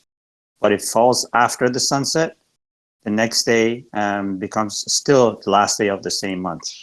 So But the if you're in phase is the Australia, but yeah. if you're in Australia and if you're in the Middle East or somewhere, the time is different, right? So if the moon falls, it depends on what time it falls. So it varies when it's going to be the first day of the next month. But it just So varies by one day. He's correct where the yes, moon is the same phases. It just varies by one day because of the time zones. Yeah, yes, that's the only reason it's changed. Yeah, but everyone is essentially starting because where I see the moon, for them, they haven't followed into the point where they can see that the moon is full that day. So theirs will start during that night or whatever the next day. But we're all starting the same time, but it's just the yeah. days will be different because he's in Yes. Wednesday across the world while I'm in Tuesday. But we're starting at the same time. Yeah. So the first day is, you have to know this beforehand anyway, because if you were to see the moon, you already and it falls before the sunset, and and it depends what time it is. You're supposed to be fasting, right? So the concept of seeing the moon, it's not with the eye, is not necessary, and in fact, in some cases, too late, because even the first day of the moon is not even visible. It's not like you have to have very special tools to see the first, because it's so almost is not nothing, right? The second is usually people with the naked eye, they can see the second or second day, but not the first one. So that's why you need you can use any of the websites that gives calculation on the moons, and then just look at it when it falls, what time it falls on your local location. Yeah. No, that's very simple. The new moon is amazing. It's like there's no light from the sun shining on the moon at that time. And you cannot see it in the sky. You're looking for the crescent, basically, just slightly to show it, yeah, to know that the month started. This may have been good for back in the day. I mean, it's what Because it they is. had to do it. They had to do it by sight. Yeah, same with like timings as well. Like you can't. Allah made it easy because even without clocks, you can see when sundown is. You can see when dawn is. You can tell when the sun is at its highest because the shadows are generally its shortest. And like afternoon prayer, the shadows are usually its longest, right? Double the length because the sun is close to setting, so it's projecting the longest shadows from wherever it's setting in your area. Yeah, so it may have been good for back in the day, right? It's just as our technology gets better and better, we can calculate the exact moments the new moon occurs. We can calculate exactly when light enters the sky, so we know when to stop fasting or when night is, and things like this. Praise God. So with in regards to a big common thing, I don't know if it's the same, because I understood it when I was reading Quran, that the fasting break is at night time, when night falls late at Yeah, nighttime starts at sunset. So all right, so you can stop at sunset then, because I still do it up until night. No. You're talking about Isha. So Isha and Layl are two different things, right? Isha is a portion of Layl. Layl starts at sunset. Oh, right, okay. So you don't have to do it all the way up until full darkness then. Yeah, just at sunset. Because remember, the lunar day starts at sunset. So, oh, I see what you mean. All right, okay, I see. The lunar day starts at sunset. That's just how the day is structured. So it wouldn't make sense to wait until like Isha, like no more twilight. Yeah. There's also a weird misconception as well, where they said, "Oh, the longer you wait, the worse it is," which doesn't really matter, to be honest. Like the fact you kept the fast is the intention behind it is what counts, in my opinion. Not whether you did it, as long as you didn't open it earlier, then obviously sunset. But yeah. But yeah, no, thanks for clarifying that, because the lunar thing, I always got annoyed. You guys don't celebrate Eid then, right? Because that's also like an additional thing. That's never No, been. we don't believe in. No, we don't do those things. Yeah. That's what I wanted to clarify as well, because that's one thing I came across when I was reading Quran. Was like, where is Eid here? And I asked them, and they said, oh, it was this little bit here where he did like some kind of. They all got together after Ramzan to eat and stuff, but it's been made into like a Christmas thing. Do you know what I mean? We have two Eids in my traditional, my family. They still do it, but I don't think it is a necessary thing. But I mean, going to pray to Allah, they do it at Zohar time, so it's not like it's part of the main prayer as well. But yeah, no, yeah. Can we not celebrate Eid if we choose to, though, with like our families and whatever? Nothing wrong with like As long as we're not doing the prayers that are attached to it, like just the celebration portion itself. Is Yeah, I that think not allowed? Elham is just saying. Yeah, I think Elham is just saying. Look, if you just like celebrate the end of Ramadan, there's nothing wrong with that. Yeah, it's just like a family thing. Yeah. Yeah, but what she's talking about, if you do these specific prayers or there's specific rituals involved and this and that, then that's problematic. Yeah, it's not a religious day instituted by God. That's all. Exactly. That's the But main. wait. But can I just hold the party and say, hey, congratulations on your month of Ramadan? Absolutely. Yeah, Just I make don't sure think you there's anything invite wrong me. with That's that. all, please. Yeah, I was just asking what you guys did because I was just curious because it just came into my mind. The other thing as well I want to ask is, what do you? So Friday prayers, obviously, most of my mosques are Sunni mosques. Pretty much every single one is. So how do you guys have to deal with that then, or do you have mosques near you that are like this, where do you just adjust your prayer when you're praying together with everyone else to make sure you're only No. We clear? don't. 9107 108 forbids us from going to masjids where they practice head worship and adding Muhammad's name to the shahada, to the contact prayers, putting his name up along the walls right next to God. This is idolatry.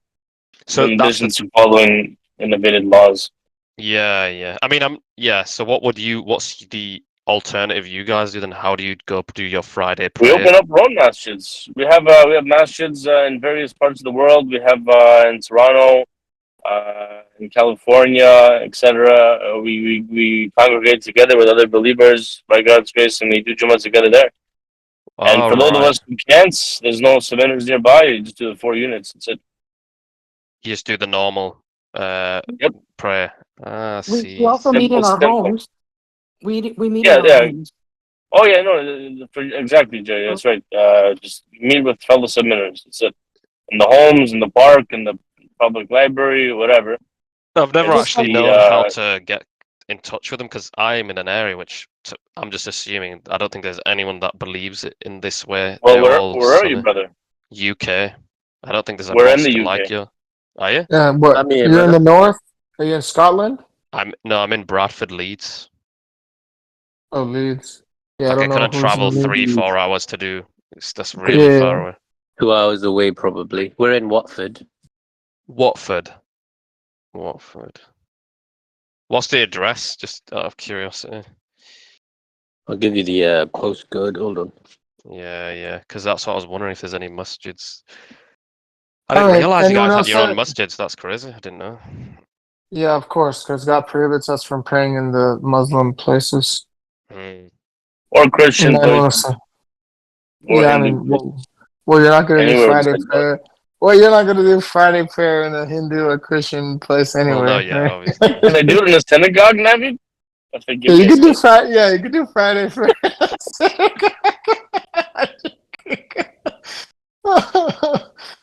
Oh, oh man! I mean, that was the main thing. They're saying, "Oh, why are you guys not including Christianity in your poster?" It's like, it's not big enough for us to address. There's 2.1 Judaism, billion yeah. Muslims, 2.6 billion Christians. Like, okay, I want to talk about some small group. How have you Um, opened these masjids, by the way? Is it just collective donations you guys take and stuff, yeah? Yes. And then, yeah. Okay, so Group does effort. anyone have any? Yeah, does anyone want to bring up another topic or a question about a different issue? We got another 35 minutes. Hey, I want to bring up a topic that maybe you guys could analyze and come up with something on. So what we What do were you just got, talking Jerry? about, not praying in a masjid or a church. What about Yeah. the verse that says you're abandoning the churches and masjids? No, it doesn't say abandoning churches. It just says they are boycotting like legitimate masjids. So those places that are idol worshiping places, they cease to be valid places of worship. So we're not even allowed to pray in there. But if there's a legitimate place of worship, let's say you made your house into a masjid and I live down the street, and then I go out of my way to not come there, then that's boycotting the masjid. That's not right. I shouldn't do that. And I can show the verse. Is it Masjid Al-Hidya? Sorry, the WD19 one. I Sayyid. don't know what that is. I don't know what you're referring to. But it's chapter 2, verse 114. I'm putting it in the chat right now. And the topic is places of worship, Mr. Ali. Sailors God said the rejected, you shall frequent the masjid. Who are more evil than those who boycott God's masjids, where his name is commemorated, and they contribute to their desertion? These ought not to enter there and accept fearfully. They will suffer in this life humiliation and will suffer in the hereafter a terrible retribution. So these are places. I'm sorry. These are places that, my understanding, are devoted to God alone. They're legitimate places of worship, and so boycotting them or encouraging people to not go there is really bad. And Okay, that's what but these guys are doing. there's a verse about the churches where it says also that they're closer to us in belief because they have priests. It's not the It's not churches, it says the church. Christians. Yeah, it says the Christians are closest and believe, and they're not arrogant. Does it also say they're monks? Let me see. Yeah, it's Priests and monks. yeah, exactly. 582. I think whoever you got for city rejected. Statement of fact. You'll find that the worst enemies of the believers are the Jews and Irishers, and you find that the close people in friendship to the believers are those who say we are Christian. This is because they have priests and monks among them, and they are not arrogant. Yeah. That's right. But nothing about And then the there's also churches the verse themselves. that says that they were regarding Jesus, they were required to believe in him before During his this. life. During his life. Well, it says before this, meaning the I think it release says of the during his Quran. life. Yeah, I can show you the verse. Mhm. So 4159 says everyone among the people of the scripture was required to believe in him before his death. So my understanding of it, if someone's born 300 years after Jesus, I have a hard time making a strong case for them having been required to believe in him. But if you're living among Jesus, it's different. The man is performing miracles. Right. Because if I just hear some old story about someone, parting the sea or reviving the dead and making birds out of clay and stuff like that. I mean, it's like sounds really phantasmic, but how can I know for sure? So that's why we revert back to the natural instinct and the minimum requirements, 262, 569, and chapter 30, verse 30. Navid, just to ask you, you have a mosque near you, I'm guessing, a submitter's mosque, yeah? Yeah, I am the masjid here. Oh, you're actually in it now. That is you. Yeah, yeah. But is Yeah, it, do you need my address? Oh, I'll have to fly to you, I think, with a plane. No, because you're in do the you have a US. masjid building or just in your home? No, no, just my home, a designated Oh. area. Oh, you've Yeah, used it. Oh, I see. could you point out there's a verse that talks about the children of It, Israel where they're yeah, commanded it's to turn their homes into yeah, mosques? yes. Oh, where's that verse actually? Can I see that? I forgot about that. Yeah, Yeah, You yeah, just no reminded me. yeah. problem. Put it in Yeah, no Discord problem. chat. Then Because I'm we thinking of just read maybe it doing it with yesterday. mine. Maybe. Yeah, we just turned about. Well, I mean, you would Well, need not someone mine, but else, right? Yeah, you can't yeah. do it on your You need own. one Yeah, I'd person. have to speak to them. Yeah. You need one more person. It can't be your dog. No, I mean, Yeah, not on my own. I mean, just like a place where people can, because there's nowhere here. Like that one, I think Saeed said is 2 hours away from me, which, to be honest, once a day, 2 hours. But like, when I'm working, guys, I'm gonna be gone for 3 hours to Watford. Do you know what I mean? Like, they're not gonna let that slide. I don't. Does somebody have the? I'm sorry, I failed you all. I had the verse yesterday, but for some reason, I don't have it today. Let's see. Turn your homes. It's gonna I be know what two. verse. It's gonna be Yeah, two, right? I had it yesterday. Here, I think I got it. I just need like 30 seconds or less than 30 seconds. Um.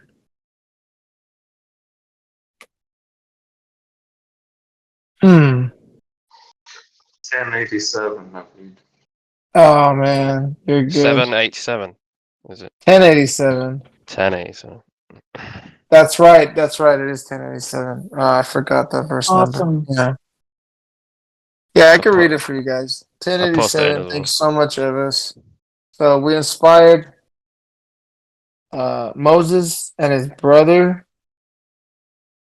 Maintain your homes in Egypt for the time being. Turn your homes into synagogues and maintain the contact prayers. Salah, give good news to the believers. So because of the system, obviously, like it's hard to maybe open one yourself. You just used your homes as a base for those who believe. Yeah, that's clever.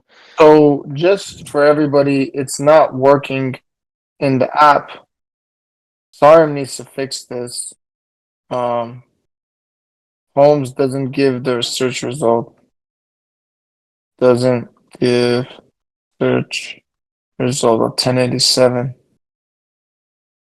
So another thing you could do is if you can connect with a group of submitters nearby, you could Yeah. call in to their Friday prayer and listen to it, but you'd still need to do 4 rakas after you finish. After it's Yeah, finished, exactly. do your normal Yeah. prayer. But there's nothing wrong with listening in what they're talking about from a Yeah, distance. exactly. Yeah, exactly. But you just do your regular prayer. That's correct. That's I right. see. Because I thought it's compulsory to do the Friday prayer no matter what. Like, because from what I read in the Quran, like it's better. But Well, I until you guess, find one other person, you actually can't do that, right? Once you find yeah, another yeah. person close to you, you can drag them in and So yeah, so that's why you gotta become a submitter and help us preach, brother. No, I mean, look, man. I don't. One thing I don't like is when someone says I'm not like I submit to God. Yeah, maybe I haven't followed thoroughly, gone through this way you've gone, but I You do know what believe I in Allah. And mean. is Yeah, yeah. I So I understand. know you don't mean it that way, I'm not Navid. saying you're yeah, I'm not saying you're a disbeliever. I'm just saying Yeah. that you know, No, you're I know doing you good. wouldn't. It's joined not you. It's just like a person thing because there's people who've come to me, my journeying before I met you guys who are very kind and talk, who tell me, oh, you're becoming a gaffer and stuff. And I'll be honest with you, the first thing in my head was to smash them all in the face and say, who the hell do you think you are making God's decision? Do you know what I mean? God will tell me if I'm the bad or the good guy, Yeah. and I will accept that because he Yeah. will not lie to me. But you guys are not there to tell me that. But sorry for the violence thingy. That's my bad. That's just No me and my problem. I just want to. So Ali asked a question in the chat. He said, "What's the uniform opinion of Christians in submission? Can we deduce from 262 and 580, 569 and 82 that they can attain salvation? Yeah, as long as they meet the minimum requirements, they can be saved. But if they don't meet the minimum requirements and they worship other than God, they cannot be saved. So that's the situation for Christians. Yeah. So I I think know for me, Christians who actually are totally against God. really? They want Yeah. Jesus to be their God because he's True, yeah. gentle and loving and blah, blah, blah. And they view God as this evil, does bad things to people and all this. And why does he let the children die? And, if they can't agree that God, okay, the Father or whatever, God,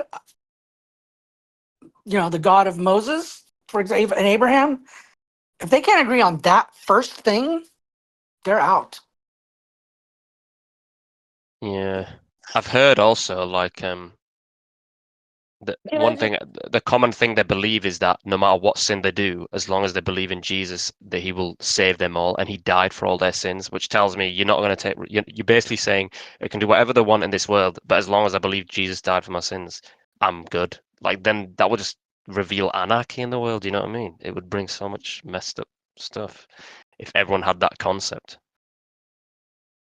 Do whatever you want. I'd just like to say, as a former Catholic, that I think you guys' opinions are both a little bit skewed. As a former Catholic, we 100% believe that God was like all loving, right, to the point that he would give his only son to us. So this whole idea that God is evil and stuff within Christianity is not anywhere close to the actual belief system there. And of course, their belief system is 100% wrong because they put man next to God, right? But they don't believe that God is evil. And also, yes, you do get to go to heaven if you only through believing in Jesus, but you still have to do atonement for sins, right? That's why you have to go to like confessional every week and say your sins and do so many rosary prayers and Hail Marys and all that stuff. So That's all I it's a little bit different. It's a little bit different than what you guys are saying. I'm not trying to defend the faith, but I do want people to have a clearer understanding of what is the actual I've had doctrine. Christians tell me that, Rose.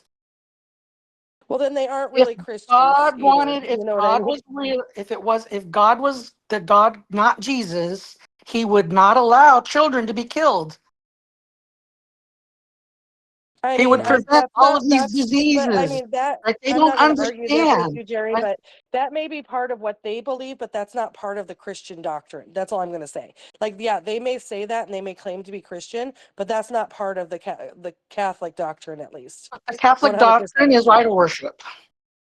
I agree You with agree you, with but that, I'm right? just saying Okay. that part of the doctrine is not that God is evil and Jesus is all good, right? That's not the doctrine. No, So they just somebody believe says that that to Jesus you, is equal to they're God not. and God is equal to the Holy Spirit, which is impossible.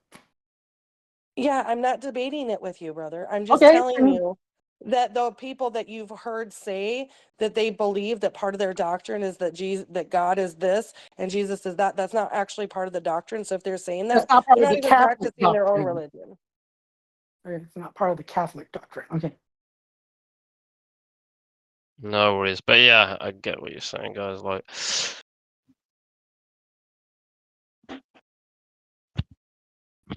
still, again, I know I've said this before, but it's amazing the diversity in this server. Like, it's truly quite. I thank Allah that there's so many different people from different walks of life here. When I hear every single voice, it's always different, which is interesting.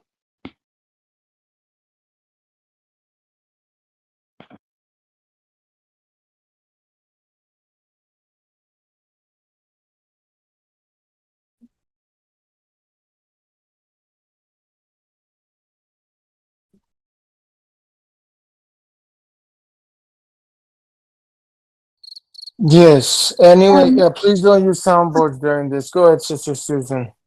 So, I just had a question about, the verse where it says, "Do not kill a soul."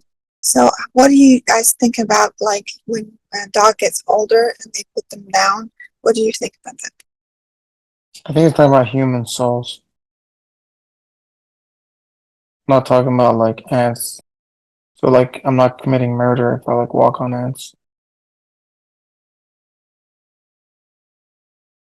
But yeah, if your dog is in pain and suffering and it's old, then um it might be the right decision to put it down. But doing that is not committing murder. I think what you need to do For is like sure. use your own. Like you read the Quran, it gives you a basis of how to act. But at the end of the day, you're gonna make your own decisions, right, on how you do your work, act with certain animals and stuff. And it's what your intention is in that situation. Like God isn't gonna tell you how to open a jar or how to give money to someone or something like that, or how to help that person. You'll use your skills and knowledge and experience, and then you'll say, "Look, God, I want to do this. That guy looks like he's struggling. Give me the confidence to ask him to help him. I don't know, some Yeah, old but man that's carrying not the some. question, Oh, brother. sorry. The question is if it's murder. No, but the point I was making was like depending what, like putting the dog down. Can you be put on But trial for murder? what is murder though? Like murder is Yeah, murder is the intentionally killing deliberate killing. something. Yeah, Yeah, like no, intentionally killing another human being, brother. yeah. That's murder. So, but you're not intentionally like trying to do it hard. You're doing it for a reason. That dog's ill, right? You know it's going. Yeah, It looks but like it's going to die. even if it Hmm. was intentional, it's a different crime. It's like animal cruelty or something, but it's not murder because murder is only for human beings. Really? Yeah, You can murder an animal like no? livestock are sacrificed, so Exactly. that's not murder. There's no way it's murder. Like murder just doesn't operate in the realm of animals. I don't know. You could Like say to me, like I'd say it is because you can murder a cat. Like if it come someone's no, cat that's pet not come. murder though. So what that would it be still wrong? The laws of murder don't apply to animals in the Quran. But let's say, but it would be wrong still, right? Well, I can tell. Yeah, it could be wrong. You can do animal cruelty or be mean or something, but it's not murder. Yeah, go ahead, man. Okay, can somebody mute? Okay. Yeah. Nora, hey, ha dicho mamá ya está. Ice cream ya está. I don't know. I disagree with that. Like, I'm not saying murder, maybe a different term, but if you went on say killing Yeah, spree on that's the people's question dogs, is if it's about pets. murder. Yeah, again, brother, you're focusing on the wrong thing. Is there such thing as animal cruelty? Yes. But we're talking about murder. She's asking if the verse relates to animals, and the answer is no. That verse doesn't relate to animals. Oh right, okay. Sorry, maybe I was taking it So the it's wrong way like, then. yeah, so like if we're gonna say, yeah, for example, a tree has a soul, and then I killed a tree, does No, that mean yeah, we I use it. committed murder? No, Yeah, no. that's not what that verse is talking about when it says kill a soul. That when it says kill a soul, it's referring to people. It's referring to human beings. Hmm. Yeah, yeah. Because we believe, all the creatures have souls, including the plants and everything. Hmm. No, of course. Right. Like and Allah's given us permission to use them as tools or as food, for example, to build whatever we need to build, but obviously within His name. Yeah. So, for example, if you let's say you use rubbing alcohol and like cleanse your face or something, you're killing, billions of bacteria. Does that mean you're committing genocide? No. Yeah, I mean, in a way, but yeah, you're not like in that way, yeah, like out of evil, yeah. Like, right. Does that answer your question, Sister Susan? I just committed genocide today with Listerine mouthwash. Fucking all Right. the I understand.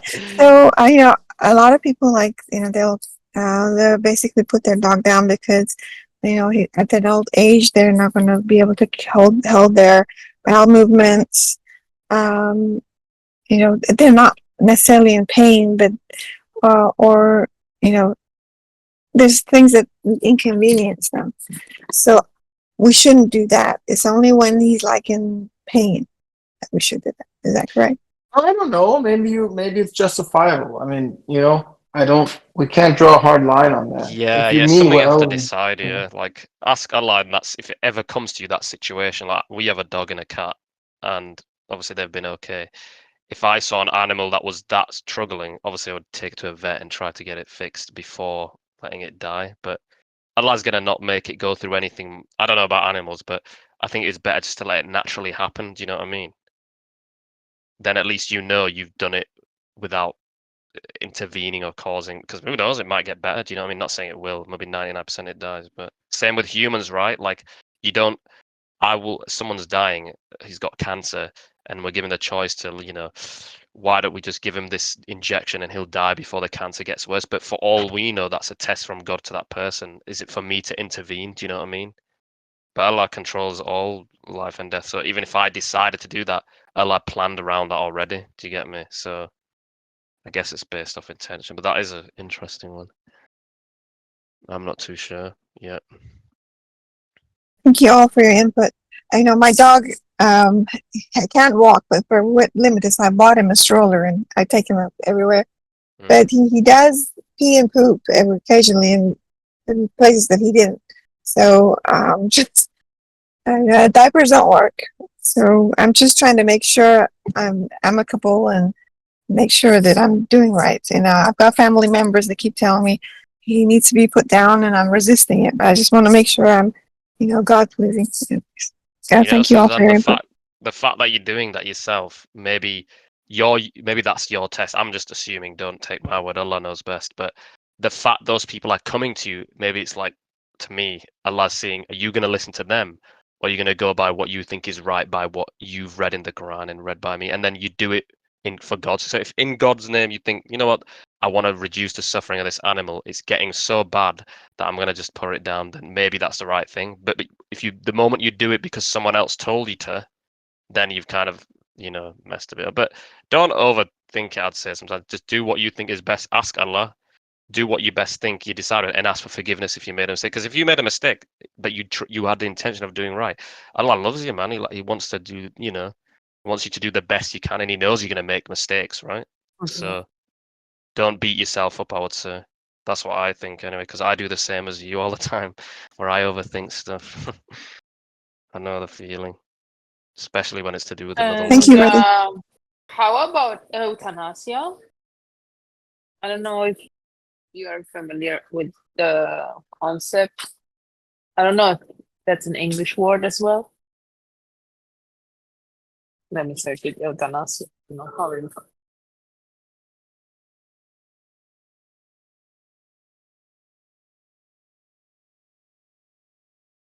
Yeah, euthanasia is called mercy killing.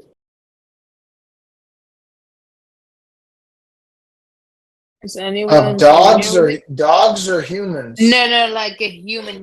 When somebody, like for example, when I used to live in Switzerland, my neighbor, it was an old man, and he decided to, he had I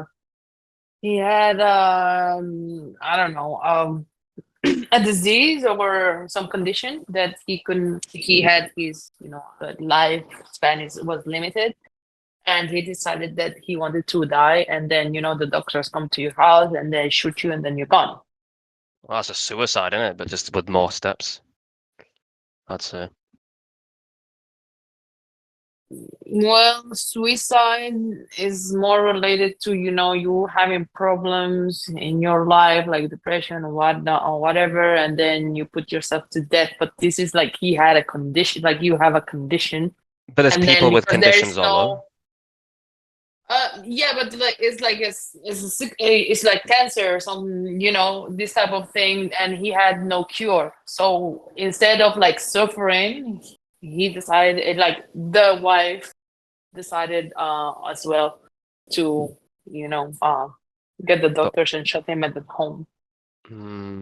But the thing is, what if that suffering was a test? Like, for example, I know I'm going to die in this war. We're losing it. Let's say I'm in the middle of a war. There's a good chance I might lose.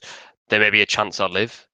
Just because he's been told by the doctor, so he's gone by their word as if they know truly what Allah has planned, that this illness is going to kill you because it has this percentage. My dad had leukemia. It was quite bad, but they caught it fairly early, and he had to go through chemotherapy, and it looked like it was getting worse. But somehow he managed to get through it. My granddad had it as well, where I think he had it twice, cancer once or twice, and he got through it. The guy was like 80 years old. It was unlikely he would live, but he had to go through the pain of chemo and everything, and he survived. Barely. He did it though. But he could have easily gone, you know what, screw this, I don't need to suffer, get through it. Sometimes I wonder, I don't know if it says in the Quran, if anyone can quote it, I might check myself. But Allah says he tests you. He literally, oh no, he does. I just remembered now in my head. He tests you with famine and illness. So if he's testing you with that illness, he's going to see you're going to give up and just shoot yourself to get through it, or you're going to sit there and try to battle through it. And maybe you end up dying from it. But the fact you chose to go through it and trust Allah over, you know what, I'm just going to take a cop out and kill myself because I've been told I'm going to die anyway. Do you know what I mean? Yeah, I get it. Yeah, I wouldn't. makes sense. Yeah. To me personally, nah. Like I think you have to go through it because there's verses in the Quran about war as well. Like people who chose to turn away, right? They said, oh, if you wouldn't have gone there, you would have not died. But Allah says, no, even if you would have gone there, no, I have already appointed a term for you to die. So if you were to die Wednesday on, I don't know, September the 8th, 2024, whether you're either going to die doing something wrong or died fighting and doing something right, you were going to die that day. Do you know what I mean? At that time. But how you die, I guess, is up to you and how, like, you know, which way you would choose to do it. It's like a choice, isn't it? From what I understand, anyway. Yep. Thank you for your input, brother. Yeah, no worries. Again, I don't know everything. I'm just saying what I think. I could be wrong.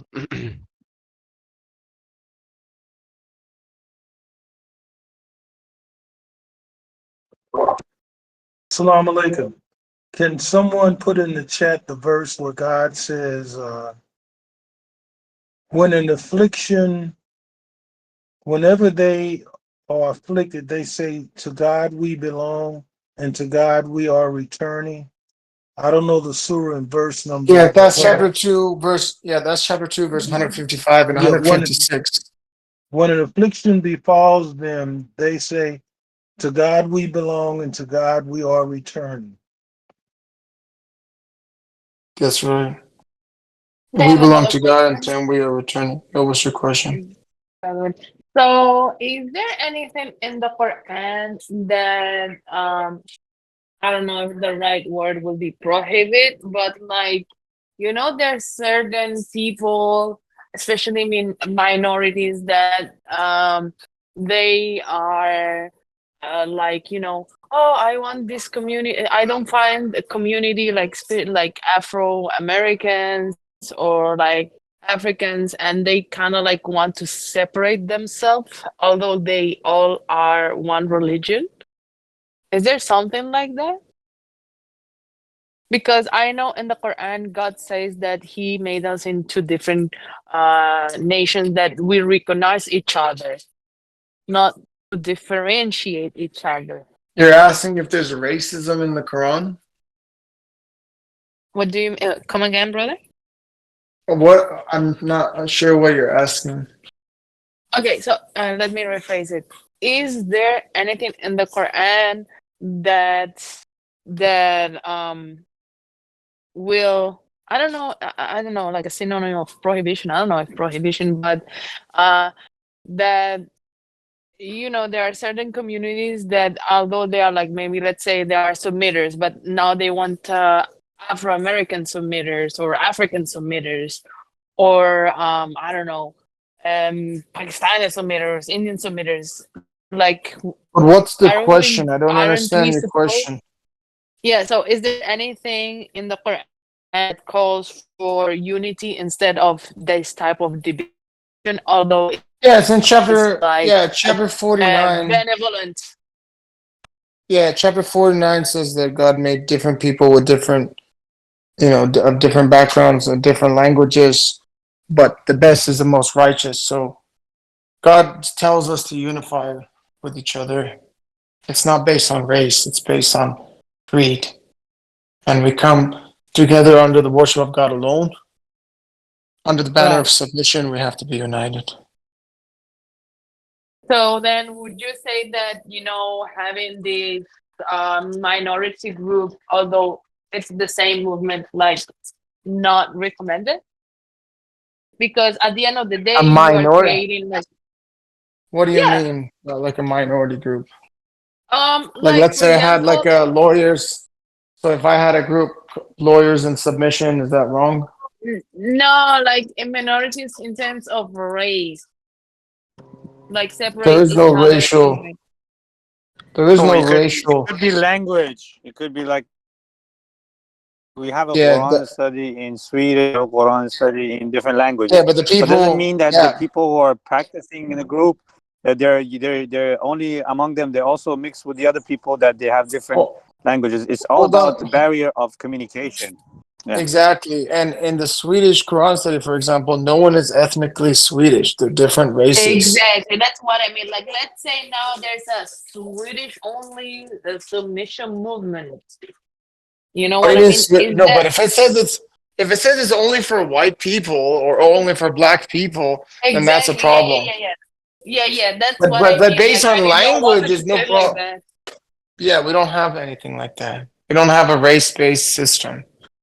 Yeah, so is there something in the Quran that will, make a case, a verse that can make a case against this type of congregations based on race or ethnicity? No, you can't Yes, do Do that. not divide yes. unbelievers, right? Like, do The not divide verse, unbelievers. the verse So, that the verse that Navid was just referencing, it says, "What I've created you in different languages and colors." There is a discipline called ethno-linguistics, and that's based on the emergence and evolution of language among human beings, because the ethnic groups among human beings and languages actually develop concurrently, or they develop simultaneously. And that's what this verse is showing us in the Quran. And they created the science called ethno-linguistics because they recognize that the diversity of language is related to the diversity in ethnic groups. Getting to your question, sister, uh, racism is against submission. But racism, any group of people that are trying to distinguish themselves based on skin color, pigmentation, or race, and call themselves a submitter, that's an outright contradiction. That's a contradiction. Even based Thank off you, your brother. wealth and status as well. Like Allah says, don't worry about being rich or poor. Allah's far above that. I can't remember the verse. Do you remember it, Naveed? There's a verse, isn't there? You're a bit more knowledgeable. Brother Douglas, could you mention Let's see, again is it okay? the verses that you meant about Well, the I don't women? know the surah and verse number. I'm sure Nabi, if people can pull it up. God says, "I've created you in different Yeah. languages Yeah, and colors." that's what I cited already. That's It's in chapter. exactly. Yeah, Oh, the one that that's we what I did we cited just read already. Chapter okay. 49, verse 13. 49 verse 13. Great. Thank you very much. Can I Yeah, add? I'd like to add this too. A lot of people, the media, a lot of people, this notion that the first man and woman were black, right? The first human beings were from African black. That's a myth. That's a myth. God says in the Quran that he created Adam out of what? Clay. And in the Arabic, it means ruddy or red like clay, like a clay pot. Okay. So the people trying to elevate color and pigmentation, this is all myth. This is all pseudoscience.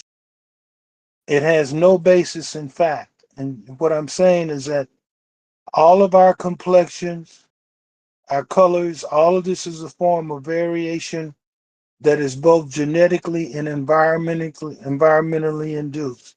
So there is no racism in submission or racialism in submission. You know who the first racist was in creation? You want me to yeah, tell that's you who the Satan. first? That's Satan. Satan. Satan was the first racist in Yeah. creation. Thank you, Yes. Nabil. Yeah, I find it funny. Like, for example, I am befriended of a lot of African friends, and I find it like very strange that they make this Afro-Muslim. It's like, isn't that like? I mean, you know, I would not like argue against them, but it makes me think like, isn't it that like kind of like wanted to strap yourself from the Muslim community just by the color, but at the same time they say, okay, but we do not relate with the Muslim community. Hence, we are going to do only African Quran studies or whatnot. So I Well, like it got me thinking. well, let me, if I may, let me make this observation. It can be corrected. In America, there's been a group of individuals that call themselves the Black Muslims or Black Muslims. That's more a reflection of the history in this country of their social situation and oppression and their identity, their self-ascribed identity, than anything to do with Islam. Any group, as we know, of so-called submitters and Muslims who are identifying themselves based on ethnicity, you see, is incorrect. It's wrong. It's Yeah. not Islam. See, no matter who they are, whether they're from Southeast Asia, Europe, Latin America, any group of people that try to separate themselves and claim that they have to have a separate community based on their ethnicity, this is all inconsistent with the Quran. It is understandable if it is a matter of language, as was pointed out. If it's a matter of language, that's entirely different. Thank you. Thank you, brother. Yes, sometimes, I mean, I don't have nothing against it, but sometimes whenever like you bring this thing up, then you might like, look upon like as racist or discrimination. So I try to be very delicate with my wordings to not try to not hurt this community because I have friends there, and yeah, I was like just looking for something in the Quran that can back up what message I want to bring to them. Thank you very much. Peace be upon you. Peace be upon you, brother. Go ahead. Iman. Yeah, I'd like to also add my 2 cents on the whole segregation based on anything, whether it is race, language, or anything at all. So 49 verse 10, the same surah that Navid was referencing. He was referencing verse 13, but I'm looking at verse 10. It's in the chat. VC1 dash chat. It says, the believers are members of one family. You shall keep the peace within your family and reverence God that you may attain mercy. So if you notice, this verse doesn't really divide the believers. It doesn't say that. It doesn't even say the Muslims, because according to the messenger of the covenant, you can be a submitter in any religion at all, as long as you have devoted your worship to God and God alone, and you believe in the scriptures, all the scriptures, the messengers, etc. This says the believers are members of one family. This means that whether you are black, whether you are white, whether you are Asian, whether you are South American, whatever you may be, as long as you're a believer, you're all part of the same family, even if you don't speak the same language. But you see, the language barrier is more understandable, as my colleagues have mentioned. That has to do with communication. So that's fine.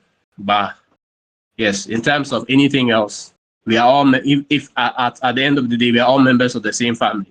So God says we shall keep the peace within our family and reverence God. So it mentions peace, right? So you shouldn't be fighting people because they're different skin color or anything. You shall keep peace within your family. So that's my 2 cents on the whole matter. Thank you. Um, You off, thank you. Navid, yeah? I'm just gonna go to TikTok now. You guys can keep talking, but if somebody can just share the link here with everybody, and anyone who wants to join me, you can come on over and just tap on the screen to give more likes. I appreciate it. I'm gonna try to make a big crowd today and You spread the put it message. God into bless you. VC1 chat, yeah? Is that why you're putting it? Yeah, if somebody can just Yeah. copy the link and post it here, I appreciate it, and also in the other And channel. also, if we have volunteers for streaming, that will be also great. Thank you very much. No worries.